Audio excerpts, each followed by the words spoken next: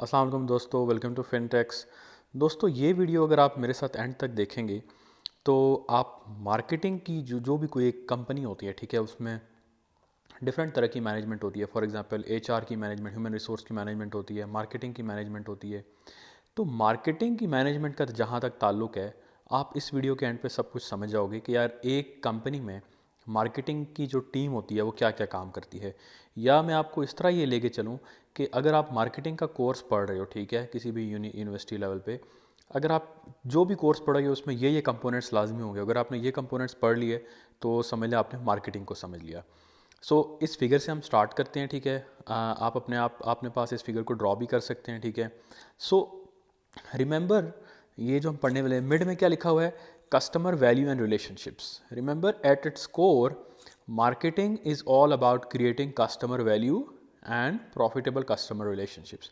यानी मार्केटिंग का एम क्या है दोस्तों? मार्केटिंग का एम है कि आपने कस्टमर्स के लिए वैल्यू क्रिएट करनी है। फॉर एग्जांपल, अगर कस्टमर्स की रिक्वायरमेंट है किसी प्रोडक्ट की, तो आपने वही प्रोडक्ट बनाना है ताकि कस्टमर्स उस प्रोडक्ट को वैल्यू करें और अल्टीमेटली वो आपको पे भी करें। वंस कस्टमर उस प्रोडक्ट को वैल्यू करेंगे, ठीक है, और वो आपको पे भी करेंगे, तो बेसिकली होगा क्या कि आपके लिए प्रॉफिटेबल कस्टमर रिलेशनशिप्स बन जाएंगे। कंपनी और कस्टमर्स के दरमियान एक प्रॉफिटेबल रिलेशनशिप बन जाएगा। कस्टमर्स को वैल्यू मिलेगी और कंपनी को प्रॉफिट्स मिलेंगे। बात यहाँ से फिर स्टार्ट होती है, ठीक है। ऐसा नहीं है कि आप बेसिकली पहले प्रोडक्ट बनाते हो और फिर देखते हो, नहीं। पहले आप देखते हो कि कस्टमर्स किस चीज़ को वैल्यू करते हैं, यानी कौन सी प्रोडक्ट कस्टमर चाह रहे हैं, and then you make that product and then you sell it, and of course there is a both way relationship between the company and the customers. Okay, अच्छा, अब देखें कि इसके बाद कंपनी को समझ तो आ गई कि उसने करना क्या है। उसने एक ऐसा प्रोडक्ट बनाना है जिससे कस्टमर के लिए वैल्यू क्रिएट हो, और of course in return customer पे करेगा। लेकिन इस चीज़ को अचीव करने के लिए कंपनीज को डिफरेंट डिफरेंट चीज़ें परफॉर्म करनी पड़ती हैं, ठीक है। और इन चीज़ों को हम कहते हैं कि डिफरेंट मार्केटिंग प्रोसेस होता है, ठीक है, एक मार्केटिंग स्ट्रैटेजी होती है। सबसे पहले कंपनी क्या करेगी? रिमेंबर, जो आप रेड रेड सर्कल देख रहे हैं, जिस पे बेसिकली आपका है, जिस पे लिखा हुआ है कि कस्टमर वैल्यू एंड रिलेशनशिप्स, उसके बाद वाला जो सर्कल है, let me highlight it for you, ये वाला, ठीक है, जिस पे लिखा हुआ है marketing segmentation, targeting, differentiation and positioning. इसके अगर आप ये ऊपर वाले दोनों स्टेप्स देख लो, ठीक है, ये वाले सेगमेंटेशन एंड टारगेटिंग, ठीक है। ये क्या होता है? ये पहला क्वेश्चन होता है जब भी मार्केटिंग की कोई टीम होती है, ठीक है। तो कोई भी कंपनी में बिजनेस स्टार्ट करने से पहले वो दो चीज़ें देखते हैं। फर्स्ट, कि उन्होंने किन कस्टमर्स को सर्व करना है, ठीक है। उसके लिए उससे वो उसके उस वो जब उन ये डिसाइड करते हैं कि उन्होंने किस कस्टमर्स को सर्व करना है, तो उसमें वो दो स्टेप्स लेते हैं। फर्स्ट, वो ये देखते हैं कि क्या हमने सारी मार्केट को एज इट इज़ प्रोडक्ट बेचना है, यानी कस्टमर प्रोडक्ट, एक ही प्रोडक्ट हमने हर कस्टमर को बेचना है, ठीक है, यानी कि मैस मार्केटिंग करनी है, या हमने मार्केट को सेगमेंट करना है डिफरेंट टुकड़ों में और फिर किसी एक सेगमेंट को टारगेट करना है। अब सेगमेंटेशन के डिफरेंट डिफरेंट प्रोसीजर्स होते हैं। फॉर एग्जांपल, आप डेमोग्राफी की बेस पे सेगमेंटेशन करते हो, आप डिफरेंट होते हैं, लाइफस्टाइल की बेसिस पे, एज की बेसिस पे, ठीक है। वो हम डिटेल में जाके पढ़ेंगे, लेकिन पहले क्या करते हो, आप डिसाइड करते हो कि क्या आपने एक ही प्रोडक्ट सब सारी मार्केट को देनी है, या आप डिफरेंट मार्केट्स के सेगमेंट करोगे और उनको अलग अलग प्रोडक्ट दोगे। अगर आप फिर आप ये डिसाइड करोगे कि आपने सब सेगमेंट्स को सर्व करना है, डिफरेंट प्रोडक्ट्स देंगे, या आपने टारगेट करना है किसी खास सेगमेंट को, ठीक है।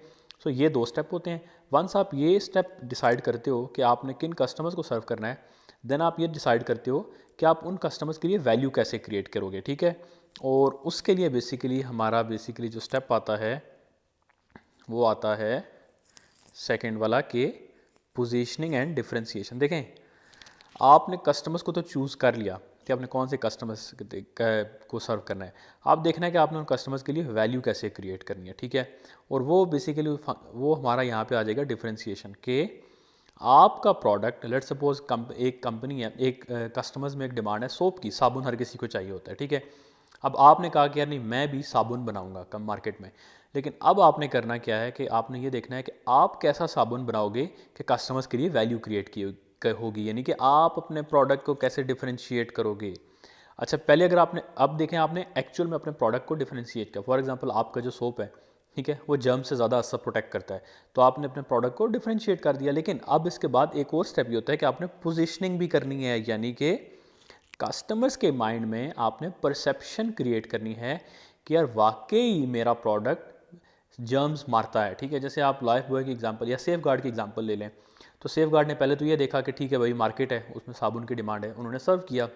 फिर उन्होंने ये देखा कि यार अच्छा अगर इसमें ये देखूँ तो मैंने अपने प्रोडक्ट को डिफ्रेंशिएट कैसे करना है। तो उन्होंने कहा यार मेरे प्रोडक्ट में डिफ्रेंशिएशन ये होगी कि मेरा प्रोडक्ट एंटी जर्म्स यानी जर्म्स को मारेगा ज़्यादा। अब फिर उन्होंने क्या किया उसके बाद अपनी एडवर्टाइजिंग और प्रमोशन उसको उस तरह से टेलर किया। आपने देखा होगा सेफ गार्ड की जब भी ऐड आती है तो वो कस्टमर्स के माइंड पे ये पोजीशनिंग करने की कोशिश करते हैं कि यार जो मेरा प्रोडक्ट है वो बाकी जो प्रोडक्ट्स हैं साबुन है उनसे डिफरेंट इस तरह है कि मेरा प्रोडक्ट जर्म्स को क्रिएट करता है। So yes they actually differentiate the product and they try to position it in the minds of the customers. ठीक है, तो ये आपने देख लिया कि जी सबसे पहला प्रोसेस क्या हुआ जी कि इसको हम कहते हैं मार्केटिंग स्ट्रैटेजी। ये जो 4 स्टेप्स है ना, segmentation, targeting, differentiation and positioning, इसको हम कहते हैं मार्केटिंग स्ट्रैटेजी। ठीक है, अच्छा अब जो इसके बाद का हमारा स्टेप आ जाता है वो होता है कि आपने चूज़ कर लिया वंस कि यार आपने कौन से कस्टमर्स को सर्व करना है और कैसे सर्व करना है। अब आपने ये डिसाइड करना होता है कि आपने जो वैल्यू आपने डिलीवर करेंगे कस्टमर्स को, यानी आप एक ऐसा साबुन देंगे जो बेसिकली जर्म्स को किल करता है, तो उस वैल्यू को आप कैसे डिलीवर करोगे। ठीक है, यानी कि आपने एक ऐसा मार्केटिंग प्रोग्राम डिज़ाइन करना है जो इंटेंडेड वैल्यू है, यानी ऐसा साबुन जो जर्म मारता है आपने उन तक पहुंचानी है। तो उसके लिए आप क्या करोगे, चार बेसिकली एक मार्केटिंग मिक्स होता है। ठीक है, उसके 4 कंपोनेंट्स होते हैं, प्रोडक्ट, प्राइस, प्रमोशन, प्लेसमेंट। सबसे पहले तो आपने डिसाइड करना है कि आपका प्रोडक्ट किस तरह का होगा। वो जब आप डिफ्रेंशिएशन कर चुके होते हो और काफ़ी हद तक आप बेसिकली प्रोडक्ट को डिफ़ाइन कर ही चुके होते हो कि यार आपका प्रोडक्ट इस तरह का होगा। हाँ, उसमें फिर एक ये होता है कि आपके प्रोडक्ट के 3 किस्में होती हैं। ठीक है, एक एक्चुअल प्रोडक्ट होता है, यानी कि वो एक बेसिकली कस्टमर वैल्यू होती है कि किस कस्टमर की नीड को सेटिस्फाई करता है। देन एक्चुअल प्रोडक्ट होता है, यानी आप उसमें पैकेजिंग कैसी डिफरेंट करते हो, क्वालिटी क्या होती है। देन एक ऑगमेंटेड प्रोडक्ट होता है, यानी कि आप उसके साथ क्या आफ्टर सेल सर्विसेज दे रहे हो, वारंटी दे रहे हो। ठीक है, ये प्रोडक्ट के डिसीजंस होते हैं। फिर आप प्राइस पे आते हो। ठीक है, कि यार मैंने प्रोडक्ट की प्राइस क्या तय करनी है। अब उसमें भी डिफरेंट स्ट्रैटेजीज होती हैं। कुछ कंपनीज क्या करती हैं कि अपनी पहले कॉस्ट देखती हैं कि यार मुझे अगर 10 रुपये की एक चीज़ पड़ रही है तो मैंने 2 रुपये प्रॉफिट रखना है तो मैं 12 रुपये की बेचूंगा। लेकिन कुछ कंपनीज ये नहीं करती। कुछ कंपनीज इस तरह देखती हैं कि वो वैल्यू बेस्ड प्राइसिंग करती हैं कि यार अगर मेरा साबुन है, ठीक है, मैं ये बेच रहा हूँ और कस्टमर्स इस पर कितने की वैल्यू प्लेस करता है, यानी वो मुझे मैक्सिमम वो कहे कि कितना, सपोज कस्टमर वैल्यू प्लेस करता है 15 रुपये की, यानी कस्टमर ये सोचता है कि यार अगर मैं ये साबुन ले रहा हूँ तो ये 15 रुपये से ज़्यादा का नहीं होना चाहिए। अगर 15 रुपये से ज़्यादा का होगा तो मुझे महंगा पड़ेगा। तो कंपनीज क्या करती हैं, एक सीलिंग सेट कर देती हैं कि यार 15 से मैं ज़्यादा नहीं चार्ज करूँगा, इससे ज़्यादा चार्ज किया तो कस्टमर नहीं खरीदेगा। अब उससे कम कितना चार्ज करना है, उसके लिए फिर कंपनीज अपनी कॉस्ट को भी देखती हैं, फिर ये देखती है कि कंपेटिटर्स कितनी प्राइस चार्ज कर रहे हैं। ठीक है, तो वैल्यू बेस्ड प्राइसिंग फिर ये हो गई कि आप देखते हैं कि कस्टमर कितनी वैल्यू प्लेस कर रहे हैं, और कॉस्ट बेस्ड प्राइसिंग ये होगी कि उसमें आप देखते हो कि प्राइसिंग को सेट करने के लिए बेसिकली आपका सोल बेसिकली डिफाइनिंग क्राइटेरिया ये होता है कि आपको कितने में वो प्रोडक्ट मैन्युफैक्चर होता है। फिर आप आते हो प्रमोशन की तरफ। आपने प्रोडक्ट भी डिसाइड कर लिया इस स्टेज पे कि क्या होगा, आपने प्राइस भी डिसाइड कर ली। अब आप आते हो प्रमोशन की स्टेज पे। उसमें ये होता है कि आपने एडवर्टाइजिंग कैसे करनी है, क्या आपने डायरेक्ट मार्केटिंग करनी है, क्या आपने मैस मार्केटिंग करनी है, क्या आपने सोशल मीडिया के जरिए मार्केटिंग करनी है, आपने किन सेलिब्रिटीज़ को हायर करना है। बड़ा एक डिटेल्ड में टॉपिक है जो आपका प्रमोशन एस्पेक्ट होता है। ठीक है, अच्छा अक्सर हम लोग बेसिकली जब मार्केटिंग का नाम सुनते हैं तो हम समझते हैं कि यार एडवर्टाइजिंग ही मार्केटिंग होती है। तो आपने देखा होगा कि एडवर्टाइजिंग में ये अगर आप फिगर देखें तो मार्केटिंग में ये अगर आप फिगर देखें तो कितने ज़्यादा प्रोसेसेस होते हैं, वेयर एज जो एडवर्टाइजिंग होती है वो सिर्फ इस प्रमोशन का हिस्सा होती है, दैट्स इट। अच्छा, इसके बाद आपने प्रोडक्ट भी बना लिया, आपने प्राइस भी सेट कर लिया, आपने उसको प्रमोट भी कर लिया। अब एक्चुअली फिजिकली प्रोडक्ट कस्टमर्स तक कैसे पहुंचेगा, यानी प्लेसमेंट। अब उसके लिए भी डिफरेंट ऑप्शंस होते हैं। मार्केटिंग की जो मार्केटिंग के जो लोग होते हैं उनको डिफरेंट फैसले करने पड़ते हैं कि यार हमने डायरेक्टली खुद सेल करना है कंपनी ने, ठीक है, रिटेल शॉप से, या कंपनी ने बेसिकली रिटेल होलसेलर्स को भेजना है और होलसेलर्स आगे रिटेलर्स को देंगे और रिटेलर्स आगे एंड कंज्यूमर्स को देंगे। फिर क्या आपने अपने आउटलेट्स रखने हैं या आपने आउटसोर्सिंग करनी है। फिर क्या आपने थ्रू थ्रू आपका जो ऑनलाइन मार्केटिंग प्लेस है वहाँ से भी आपने ऑर्डर्स वगैरह बुक करने हैं। तो वहाँ पे भी जो मार्केटिंग के लोग होते हैं उनको डिफरेंट डिसीजन लेने पड़ते हैं। अच्छा, अब एक और चीज़ है कि ये जो हमने 4 बात की कि पहले आप बेसिकली करते हो अपनी मार्केटिंग स्ट्रैटेजी बनाते हो, यानी segmentation, targeting, differentiation, positioning, then 4 Ps set करते हो। अच्छा, ये भी करने के लिए ना आपको बेसिकली 2 बड़ी चीज़ें पता होनी चाहिए। ठीक है, वो क्या हैं आपने बेसिकली ये देखना है सबसे पहले ये अचीव करने के लिए, ठीक है, मार्केटिंग स्ट्रैटेजी और 4 P's अचीव करने के लिए आपको सबसे पहले क्या करना पड़ता है, आपको मार्केट एनालिसिस करना पड़ता है, ठीक है। आप पहले मार्केट में जाते हो, मसलन आप कभी भी ये नहीं देख सकते कि यार मैंने कौन से सेगमेंट्स को सर्व करना है और किस तरह सर्व करना है, जब तक आपके पास आपने मार्केट का थॉरली जायज़ा नहीं लिया होगा, आपने मार्केट को एनालाइज नहीं किया होगा। फॉर एग्जांपल आप पहले देखोगे कि यार क्या जिस मार्केट में मैं सर्व करने जा रहा हूँ क्या वो लोग अफोर्डिंग भी हैं, यानी वो लोग पे भी कर सकते हैं यानी। फिर आप ये देखोगे कि यार जिन लोगों को मैं सर्व करने जा रहा हूँ उनका एज ब्रैकेट क्या है, क्या वहाँ पे ज़्यादा बूढ़े लोग हैं, क्या वहाँ पे जवान लोग हैं, मैंने किन लोगों को सर्व करना है, ठीक है। तो आप बेसिकली डिटेल में एक मार्केटिंग का सर्वे करते हो, देन आप मार्केटिंग का प्लान बनाते हो। जो मार्केटिंग के लोग होते हैं वो डिफरेंट प्लान बनाते हैं, गोल्स सेट करते हैं, फिर वो देखते हैं कि यार कंपनी की स्ट्रेंथ्स क्या हैं, कंपनी की वीकनेसेस क्या हैं, फिर वो देखते हैं कि यार अपॉर्चुनिटीज़ क्या है मार्केट में, ठीक है, थ्रेट्स क्या हैं। तो इन सब चीज़ों को मद्देनज़र रख के वो प्लान बनाते हैं, मार्केटिंग प्लान बनाते हैं। अब मार्केटिंग प्लान जो होता है आपकी ओवरऑल जो कंपनी का प्लान होता है उसको इनपुट भी देता है, और उससे ओवरऑल कंपनी के प्लान की वजह से भी मार्केटिंग प्लान बदलता रहता है। उसको भी हम डिटेल में पढ़ेंगे इस टॉपिक को।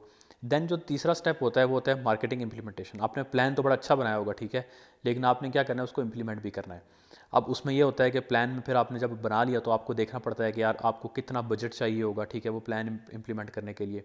आपने एक ख़ास प्रोडक्ट बनाने जा रहे हो, उसको आपने सर्व करना है, उस पर आपने मार्केटिंग की कॉस्ट आएगी, डिफरेंट कॉस्ट आएंगी। तो उस प्लान को इंप्लीमेंट करने के लिए आपको कितना बजट चाहिए होगा, कितना ह्यूमन रिसोर्स चाहिए होगा, आप ये देखते हो पहले।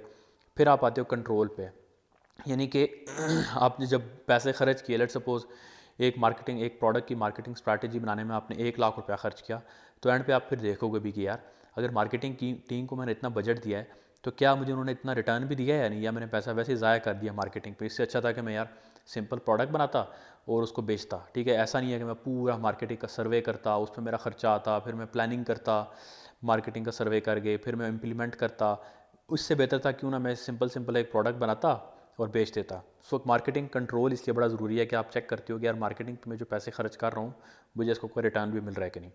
अच्छा, इसके अलावा जब आप एक मैक्रो लेवल पे चेक करते हो, ठीक है, तो अब ये सारी अब चीज़ें हो रही होती हैं किस सिनेरियो में, आपके बेसिकली देखते हो कि 7 कंपैरेटर्स भी होते हैं, ठीक है, आपने उनको भी बड़ा देखना होता है जब आप मार्केटिंग एनालिसिस कर रहे होते हो, प्लानिंग कर रहे होते हो, इंप्लीमेंटेशन कर रहे होते हो।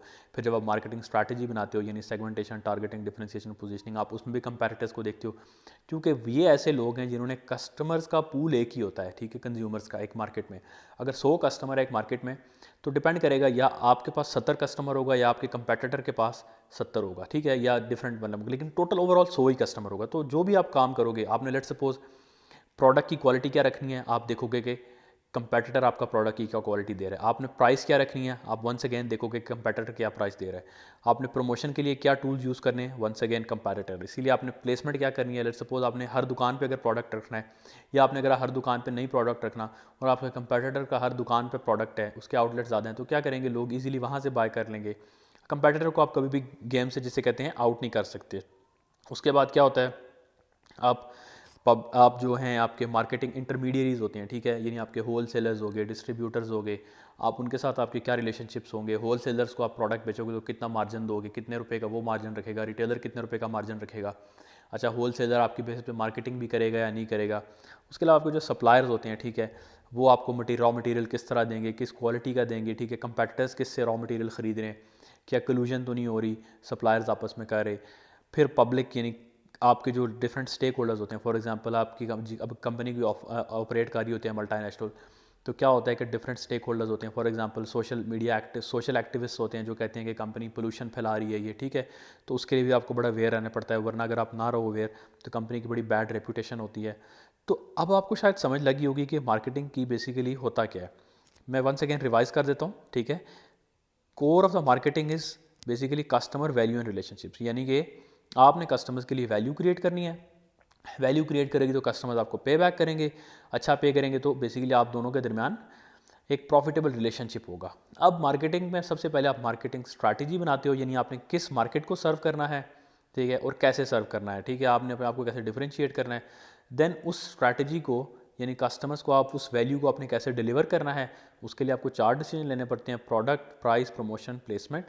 अब ये सारी चीज़ें करने के लिए बेसिकली आप क्या क्या मैक्रो स्टेप्स ले रहे होते हो, आप मार्केट का एनालिसिस कर रहे होते हो, आप फिर प्लानिंग करते हो, आप इंप्लीमेंट करते हो, और एंड पे आप देखते हो कि यार जो आपने खर्चा किया है मार्केटिंग पे, इज़ इट वर्थ इट और नॉट। ये सारी चीज़ें एक मैक्रो इन्वायरमेंट में हो रही होती हैं। उसमें आपने अपने कंपेटिटर्स को देखना होता है, इंटरमीडियरीज़ के साथ नेगोशिएशंस करनी होती हैं, सप्लायर्स के साथ करनी होती हैं और पब्लिक्स के साथ, यानी जो डिफरेंट ग्रुप्स होते हैं उनके साथ।